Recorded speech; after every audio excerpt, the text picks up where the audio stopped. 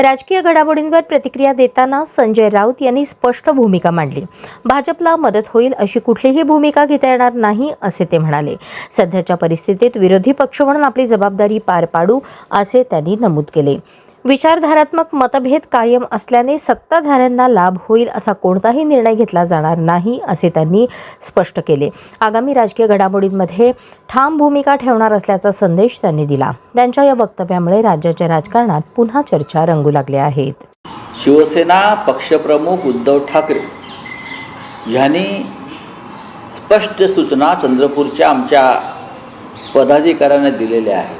एक वेळ विरोधी पक्षात आपल्याला बसावं लागलं तरी चालेल, पण भारतीय जनता पक्षाला मदत होईल किंवा भारतीय जनता पक्षाची सत्ता स्थापन होईल अशा प्रकारची कोणतीही पावलं किंवा भूमिका आपल्याला घेता येणार नाही। त्याच्यामुळे भूमिका स्पष्ट आहे।